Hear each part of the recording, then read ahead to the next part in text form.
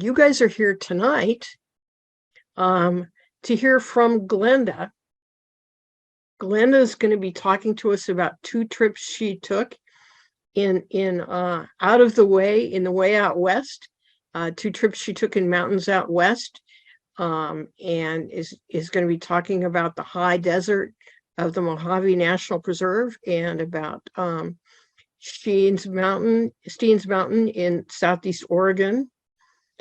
She took these trips, one in March 2021 and one in July of 2022. Glenda's lived and explored in California and out west for over 30 years in all seasons and all corners of the area. She's a retired environmental scientist, an avid outdoorswoman and naturalist. Her family roots are in the Door County Peninsula, and she's been a rover off and on for maybe 20 years. And so it'll be cool to hear about her trips. Take it away, Glenda. Okay, thank you, everybody. Thank you for coming. I'll start with the first trip, so we'll go in chronological order by time. First trip in March 2021 to Mojave National Preserve.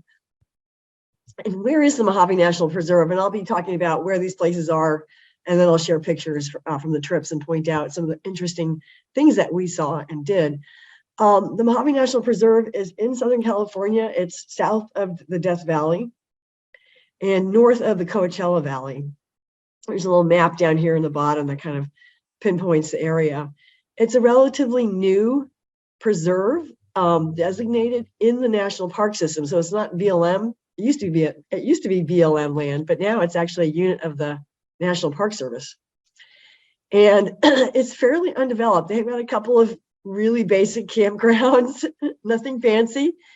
And then they have a lot of areas where you can sort of drive off the main road and just park and camp, and those are designated areas. So you can go find some fun rock with some pinyon pines around that you like and just camp. And that's what we did. We spent 5 days here and we just sort of set up a base camp. And there's a couple of paved roads that go north to south across the area and sort of over to the east, and you can hit a lot of trailheads off those paved roads.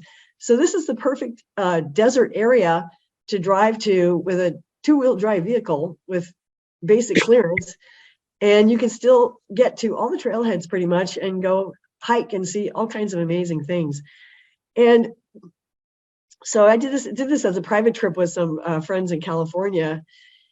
And we had a blast. It was the most amazing place. Flipping to the next screen, I want to just give you again a little bit of a where are we orientation. These red stars are the areas that we went hiking in. We camped down here. There's an entrance to the preserve off the highway here. We camped off the road here amongst some boulders. And then we day hiked at a trailhead here to Kelso Dunes, a big, huge, giant sand dune formation. Hiked up here to some lava beds and lava tubes in this area. The red lines are all paved 2-lane roads. And we hiked up here at Sema Dome, which is this really crazy place with one of the largest now burned up Joshua tree forests in the country. There, we didn't know that what had happened. So we got there, we were like, wow, moonscape. And then we hiked down here in this area in the Providence Mountains and saw very different kinds of landscapes and features. So this park is really amazing because you don't have to have special vehicles. You can get to lots of different trailheads easily. And there's so much wacky geologic features here, just mushed one against the other. It's unbelievable to see granite and then lava and new stuff and old stuff and sand dunes, really literally right next to each other. It's a crazy, bizarre place. So I will share some photos of this area. One of the first hikes we did was at the lava beds, lava tube area, and there's all these volcanic cinder cones all scattered all over the landscape. You can see in the background there. And there's also a lava tube that you can go down inside of. And once we got into the lava tube, we were just in Star Trek land. There was a shaft of sunlight coming in through a hole at the top of the tube and literally created a beam of light. And did we have fun playing around in that? I mean, every day we had some weird surprise like this. You just never would have even imagined. Tons of fun to play. We also, on another day hike, went to Sema Dome. And Sema Dome used to be this location of one of the biggest Joshua Tree forests in the area. And it burned the year before, so in 2020, but we didn't know that. We got up there on the dome. It's a giant leftover remnant of a granite mountain that's just kind of made a dome shape on the surface of the earth. And on top of the dome are Joshua trees. Whoops, is this thing flashing? And so we were just, again, oh shoot, I think I can see, are the pictures just flashing across automatically? I don't know if you're moving them, but they are moving. Okay, for some Now, reason. now you're on one with 4 people. Okay. I think I'm not able to stop. I can see on my screen when, is it moving now? No, it's on Okay. this Joshua tree right now. Okay, okay. On the background, everything's kind of automatically advancing.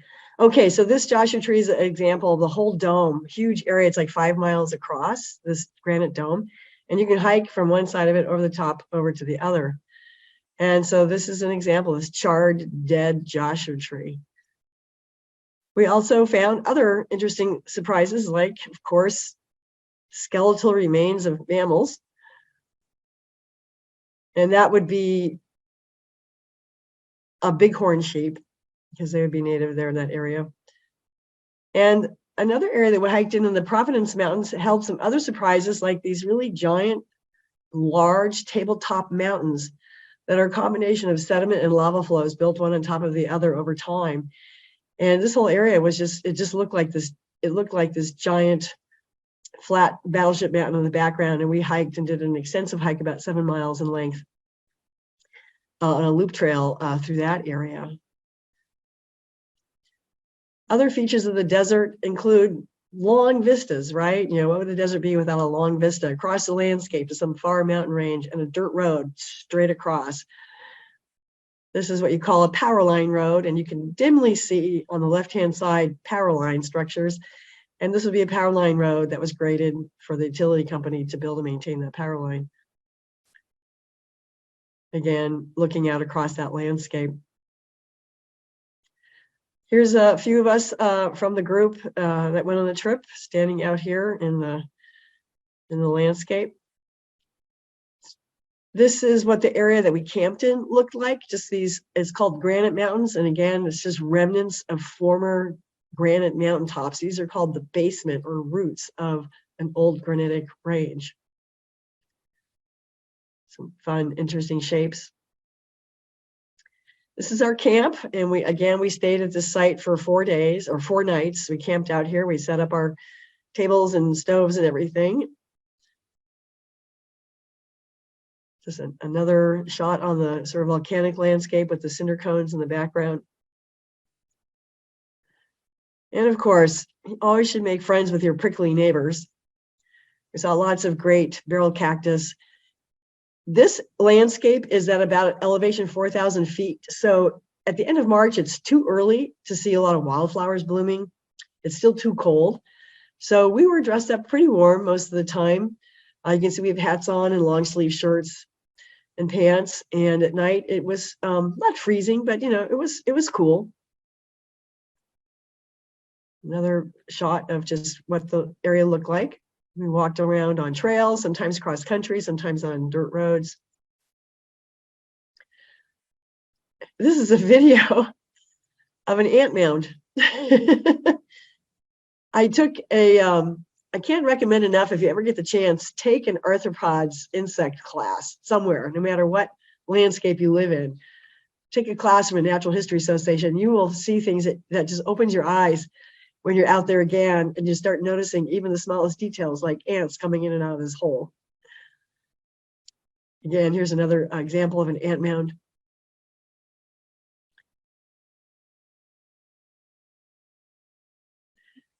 And the desert is inspiring. It just makes you want to jump up and down and goof off and dance in it. It's just such an amazing place. We really hit it right for some really nice cactus. They're looking really lush. They've had some early spring and late winter rains. You can see here a little bit of a chilly day over in the Providence Mountains. We actually got rained on that day a little bit, just some sprinkles. This is a bird's nest. I don't know what kind, but a bird's nest in this cholla cactus. In the Providence Mountains, we found these rocks. Not quite, I would say they're lava, but they're kind of special in that they probably had boulders and stuff embedded in, and then those eventually through erosion, they fall out. And that's why you see all these holes in these rock walls. And the holes make for some fun. So you can play around in this too. Some of the holes are big enough for us to fit in. Here again, you see the way these tabletop, they're lava-topped ridges from lava flows. And here's an example of the Kelso Dunes, which is a very large dune formation. And you can hike out there and slip and slide your way all the way to the top of the dune. And we noticed really interesting patterns on the sand because the wind was a little bit of a breeze that day, and it was sort of moving around pieces of grass and moving pieces of shrub. And like in this case, this grass is making a pattern by being spun around in a circle by the wind, and it's making its own little mark in the sand. So even though it looks like it's just a big sand dune, a pile of sand, you think, oh, nothing's happening there. There's all kinds of movement going on the sand dune. This black dust on the sand dune is actually lava. It's lava grains blown in by the wind on top of the white sand. And so they get blown across the sand surface, and then the lava grains are a little heavier. They drop out and they sort of lay down on these little ridges on the sand surface. So that's why that black shadowing is there. Here we are at the very top. We got to the top. There's another camp shot. That's my brother. There's another camp shot. There's a really great cinder cone there. There's also a little town called Kelso that's part of the preserve. It has like a campground in it and a water station and a bathroom and some basics. And but there's some information there about the old train depot that used to be there. And when there was really a lot of active mining all over the Mojave Desert, there were towns there that had train depots and hotels and all kinds of stuff. But no longer. Most of these little towns are gone, or some structures have been preserved. And so there's another photo of Kelso. I mean, it had there's 5 bays here for engines. Pretty amazing. Lots of activity. Not so much activity anymore. Playing around again in the holes. In the Providence Mountains, on this long loop hike that we did, we end up coming up through this little slot canyon and hiking up through some metal loops that have been bolted into the side so that you can climb out. And you can see the little metal rings here on the right-hand side of the top hiker that allow you to get a little bit of assistance to climb out the slot and get back up on the top. Playing around again some more on the features. Also, we were able to visit an area with petroglyphs, and these are examples of where Native Americans in prehistoric times have etched into the rock surface their artwork.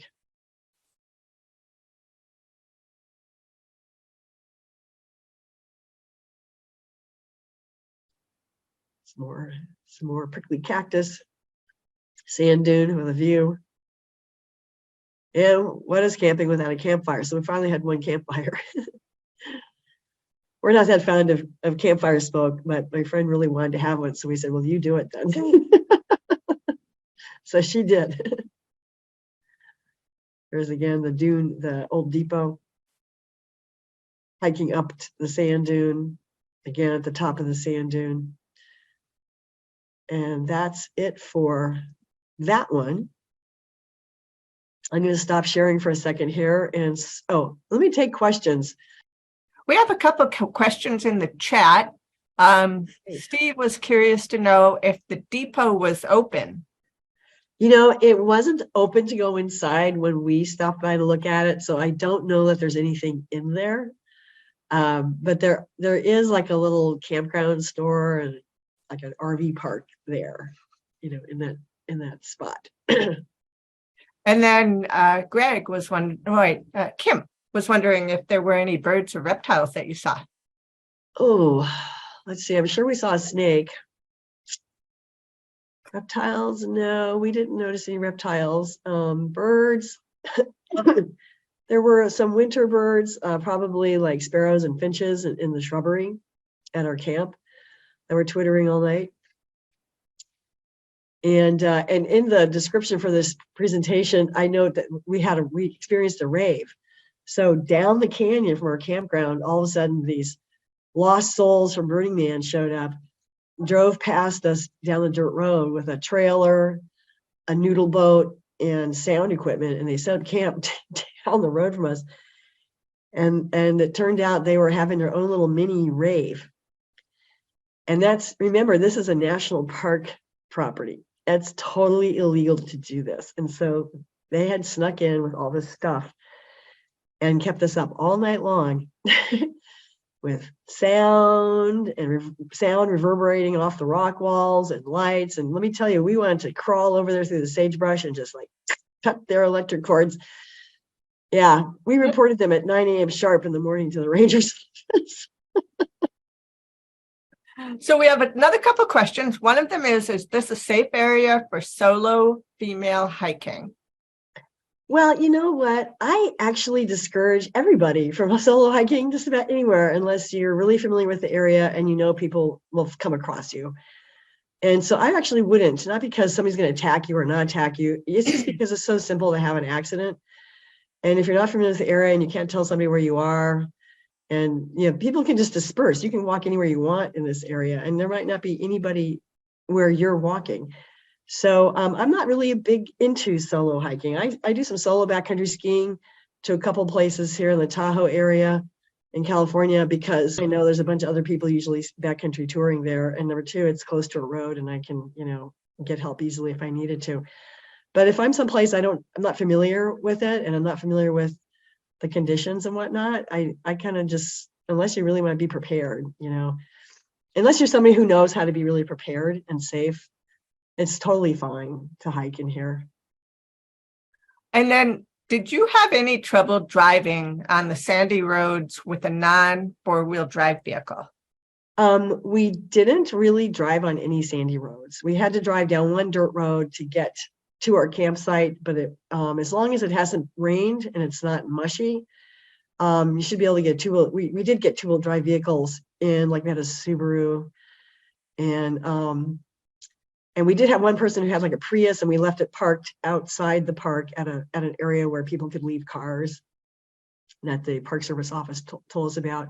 So we just didn't want to get bogged down in case it rained or something and it made the dirt road mushy. But otherwise, we were just on paved roads driving to each of our trailheads. How far in advance did you need to reserve your campsites? I assume certain times of the year are a bit more popular. We didn't reserve anything because this was open ground camping. They have designated areas for that, and it's first come, first served. They do have some campgrounds with like a pit toilet and numbered spots. I think you have to make reservations for those, but we didn't bother. We just camped out in the open. Any other questions from folks? Those are all the ones that were on. Oh, how many days and nights do you recommend for this trip? Oh, for sure, 4 days at least. And make it 5, it's even better because we didn't even go to the east part of the thing, and there's tons of stuff over on the east side as well. One more question. Sure. Are there any good day trips or hikes you could take there if staying in Palm Springs? Oh, there's tons of stuff in Palm Springs. I mean, I would just look online. You can see just lists and lists and lists of popular hikes in the Palm Springs area. There's tons of day hikes. Yeah, lots to do. Okay, so what I hopefully am showing you now is a slide that says Steens Mountain, and it has a map and a picture on it. Yep. Okay, so just this past July, over July 4th weekend, a friend and I hiked over Steens Mountain, and I have a friend who's in his late 70s, and he is the author and creator of the California Desert Trail. It's a route from the Baja border up to the border with Oregon. And then he decided to remap something called the Oregon Desert Trail that runs from the Oregon-California border north to about midway up the state in the high desert. And he is, his name is Steve Tabor. He is an amazing person, and he is one of the West's absolutely premier desert hikers and explorers, you know. So I've known him for quite a while. And he needed help getting over the Steens Mountain because he just doesn't have, you know, he's 78. He doesn't really have the strength to like really get over that area. So my friend and I did it for him. Part of it was bushwhacking for a couple of days through knee-high sagebrush. So what is Steens Mountain? Well, it's in the southeast corner of Oregon, which is the western extent of the Basin and Range province. And so you have fault block valleys that have dropped, leaving high ridge, granite, and lava mountain plateaus up high.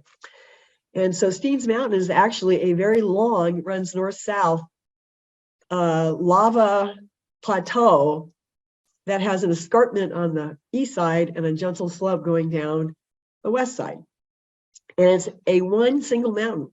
It's very long, but it's one single mountain. And let's see here. Here is a little bit better map. You can see this is Steens Mountain, and there's no S at the end of the word mountain. It's like this. And we roughly started from the gentle sloping west side up on top of a ridge that goes between two deep canyons, got up to the crest, which is sort of the highest point of this up tilted plateau, walked across for a ways, and then started to descend down an east side drainage and dropped all the way down to the Olive Desert on the east. So very steep descent on the east side, very gentle ascent up the west side. And this whole area is just covered with long, winding lava escarpments. It's the most phenomenal landscape that I can think of in the West. It's astounding. Let me show you some pictures. Let's see here. Yes.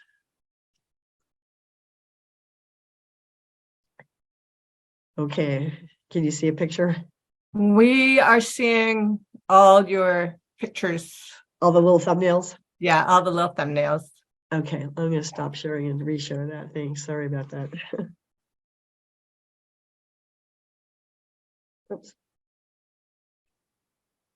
I got a new laptop and it has no picture software on it because they couldn't put it back on. How does that look? Do you see a single picture? Not yet. Not yet. Huh. Okay, what am I doing wrong here? Sorry, it worked. It worked on the last one. I don't want to close that.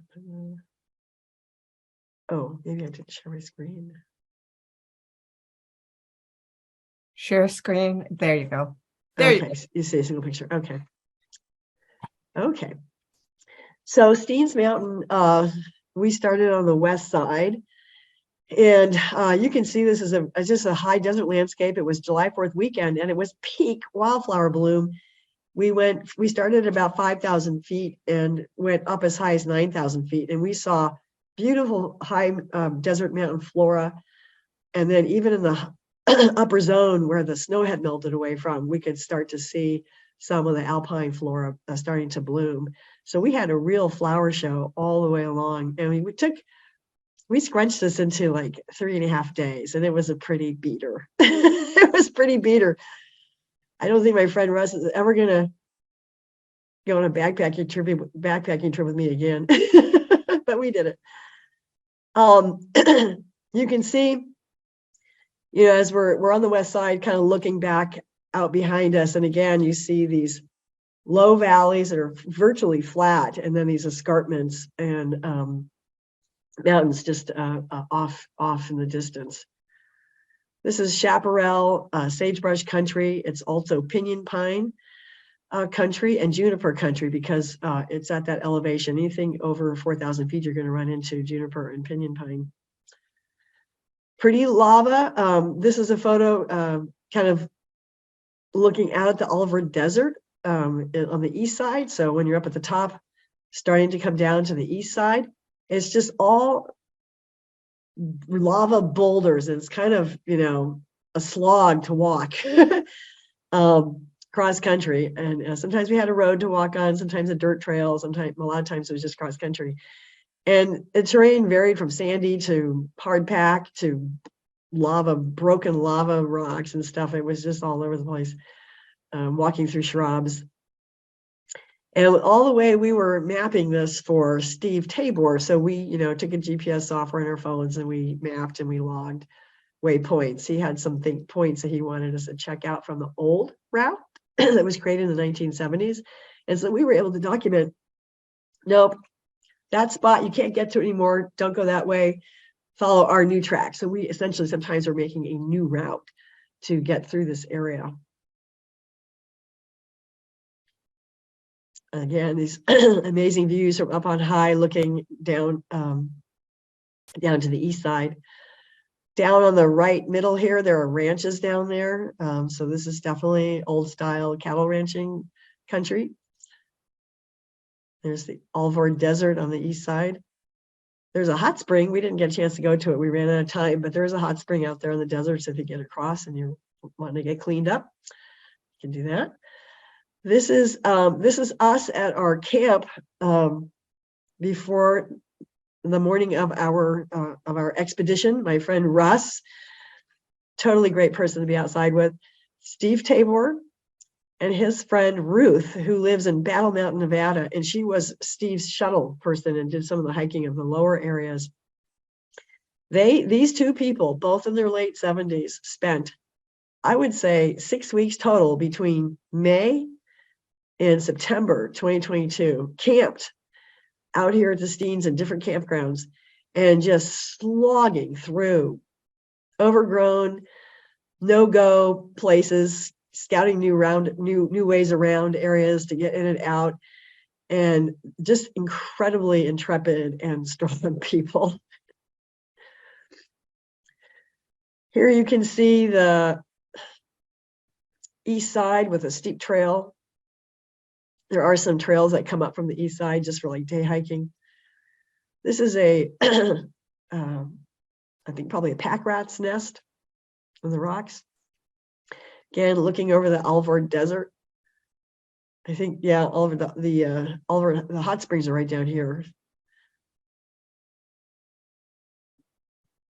Here we are, you know, again, looking back behind us.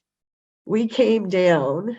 This is an intervening ridge, the rock peak and ridge line on the right-hand background. That's an intervening ridge. We came out. This is a pass that we were on.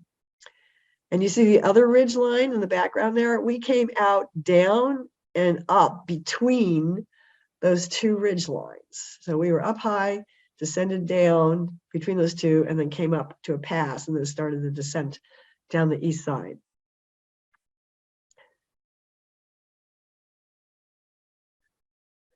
Here we are on the west side. You can see the terrain's a little bit gentler. It's not as steep.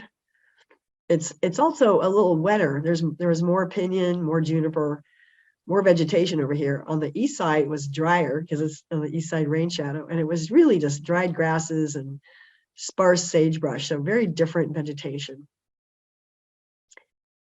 So we've come down, and this is actually a creek here. We came down from somewhere up here, descended into a little lake basin, and came out. And we've been working our way cross country all the way over here until we get, you know, to where where this photo is taken.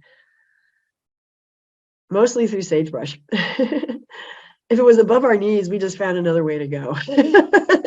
If it was at your knees, it was okay, you could get through it, but it was very slow going. Here we are coming up from the west side, and now we're almost at the top. We're not quite at 9,000 feet yet, but we're getting close. And we're looking down one of the canyons. I think this is Big Indian Canyon. And you can actually backpack and hike up that canyon, come up on top of 9,000 feet, and go over and descend down, I think it's Blitzen Canyon, and do a loop completely on the west side. And so you can see how big this canyon is. It's just gigantic. And this is just all lava. Here we are at the top, 9,000 feet. There's still a few snow patches around, so we got some water that way. And being that it was early July, there was we could get water at some points, and we kind of knew that ahead of time. We did carry about half a day's water with us, just in case we didn't find some, where we were headed to. So we carried extra. That was not a big deal. But we just camped out. I think this is my kit here on the ground in a bivy sack. That way I can carry as little weight as possible if I use a bivy sack for a couple of nights. There's Russ's tent. You can see, so here we are at the top again, looking down over the edge into these big canyons. And you can see how sparse the vegetation is now at this higher point. Beautiful, beautiful sunset on our highest camp night. Looking back down, we camped somewhere above this pond of snowmelt water, and then we hiked up and we're higher, and then we'd come up higher.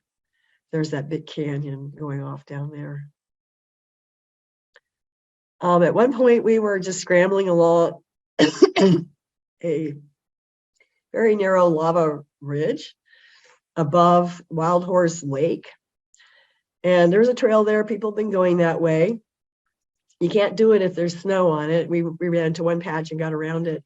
But we decided in our notes, we recommended to Steve, like, this isn't really a great way to go unless it's later in the summer. But it was really fabulous to be up there on that ridge, looking over both sides without even having to move and go, oh, it's a long way down. It's a long way down.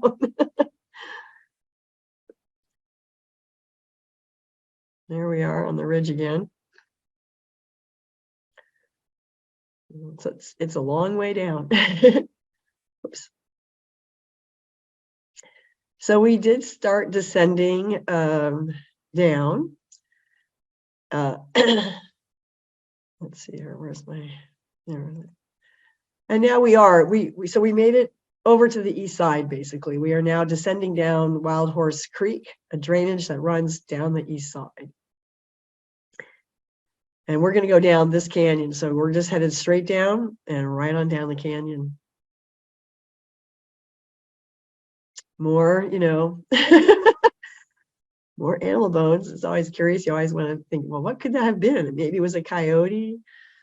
It wasn't very big, but it wasn't as big as a deer, nothing like that.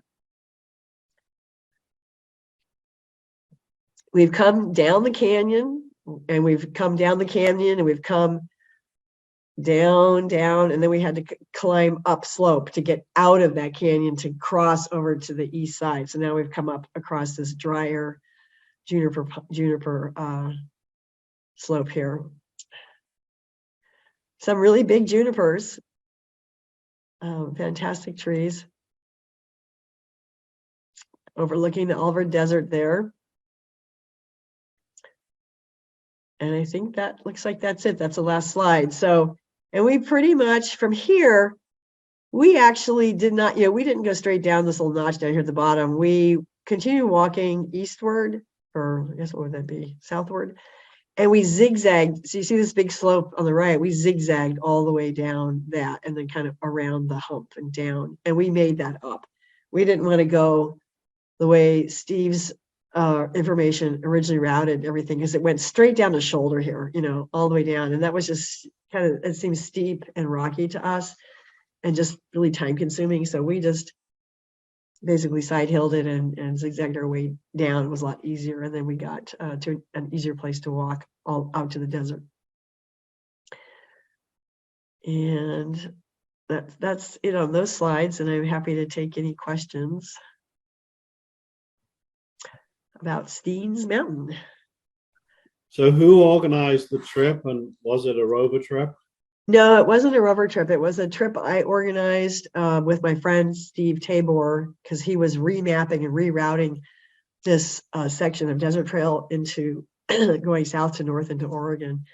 So he was looking for people who could do the Steens Mountain passage. And I said, well, I can do that. And then I recruited my friend Russ. And so we did that together, and we GPS what we did and documented everything so that he can make a new route through that area. So when are you going to organize it as a rover trip? Well, you know what? Let me tell you what I'd like to do, and I would be so happy to organize this as a rover trip. On the west side of the Steens Mountain, there's a wonderful BLM campground. This is all BLM land administered by BLM. There's a wonderful campground called South Steens Campground. And we stayed there the first night and the last night of our trip. And it is a wonderful campground. And from there, you can hike, you can access the trailhead that hikes up Big Indian Canyon, up to the top and over and down around. And you can do a loop. And it's just such a wonderful, beautiful area. I really have it on my list to go back there and camp at South Steens Campground, do a little 3-day loop around and explore some other things in that area. It's just an amazing landscape. Plus, up the road, there's this little town called Fields, which has a fire station and a grocery store and a restaurant and showers. And they have like 20 flavors of ice cream or milkshakes. So you can't go wrong with that. Sounds good. So Glenda, Galena is wondering, how many miles did you hike every day? We were doing probably about 9 miles per day. And the trip we did would have been preferable to have at least 4 full days for it. So we were pushing it pretty good, because it was pretty slow sometimes when we had to go cross country through the sagebrush. But we were pushing ourselves because we couldn't spend a lot of time out there. But it's definitely what we did, and there will never be a marked trail. BLM has no plans to mark any of these trails or maintain trails. This is just a route, but it will become available in the future for people to access and use as they will, as an idea. And but it's definitely slow going. It's definitely advanced backpacking in terms of the terrain, the surface, getting through the shrubbery, making choices, navigating. It's not a beginner backpacker at all. Besides, it's just really hard. It was hard. Jane is wondering how heavy your pack was. I never weigh my packs. I just always know that I'm somewhere around 35 pounds, unless I carry a little extra water. That's just my system. And as I've gotten older, 35 pounds has worked out pretty well.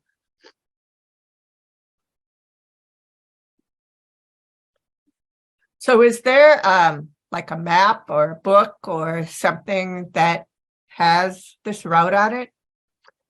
Well, you know what? You can, if you go on to the internet, people are posting stuff all the time, and people have posted all kinds of backpack trips they've done through this area. There's not much for getting down Wild Horse Canyon and whatnot, because I don't think it's really something people really want to do. But if you want to cross over, that is sort of where you go. But yeah, if you go to the Oregon Natural Desert Association, ONDA, they have a lot of information, there's especially an east-west desert route that's maintained, or at least it's mapped by ONDA, and it goes from that fun town in the middle of Oregon, Bend. It goes from Bend over to the eastern border with Idaho. That's an east-west route, and this one that Steve Tabor is mapping that I helped with is a south to north route. And yeah, but you can find all kinds of stuff that people posted, and you can look at it and read what they did and go, yeah, it sounds great, I'm up for that. Or you can kind of go, God, they were nuts, you know. I wouldn't do that.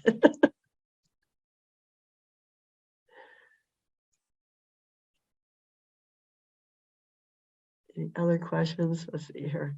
Yeah, there you go. Thanks, Stacy. Oregon Natural Desert Association. They have a lot of good information for different areas of the high desert in Eastern Oregon. It's a really great resource. Glenda, this is Fran. How much Uh-huh. water did you carry? I think I think that I only carried like a full bottle, and then we would replenish when we came across water in some of the small creeks. And some people like to carry 2 bottles because they just know that that works for them. And then one day we weren't sure if we would find water at our destination to camp at, so we carried a little extra just to get us through the morning, so we could take off and go, across another stream. So that's always a good thing to think about. That's probably the most important thing when you're doing desert backpacking trips, is just really researching the season of year that you're going to be there and whether or not any of the ephemeral streams would be running or not while you're there. And it's really not a big deal to carry 2 days worth of water. I know people are really freaked out about weight, but when you think about it, when you were younger and you carried like 50 pounds sometimes to start with, I know I have done that. I can't do it now, but if I have to start at 40, 45 pounds with a couple of days of water, yeah, okay. I feel kind of slow at first, but you're drinking the water, and before you know it, your pack feels a little bit lighter. So By a full bottle, do you mean a Nalgene 32-ounce bottle? yeah, like one Okay. of those. Yeah, that's what I have. But yeah, so always make sure you've assessed the time of year you're going to be there, and then what the precipitation has been like, and since we were still in early July, there was still meltwater runoff from the higher elevation coming down some of the bigger creeks. And so we didn't have a problem with finding water. Any other questions? See if there's anything else in the chat. Yeah. Thanks so much, Greg, for noting that. Okay, well, are there any last questions for Glenda about the desert or Mojave? Yeah, well, I look forward to making a trip out there next year in late June, early July. And it seemed like a good time. The wildflowers were really going crazy, so that was exciting. And hopefully we can go. I think for here, the place to fly into is Reno. That's probably your best bet. And then from Reno, it's probably 4-hour drive to the area. Okay, all right. Well, thank you Thank so you. much, Glenda. This was Yeah. really an area that, I've never seen. So thank you so much.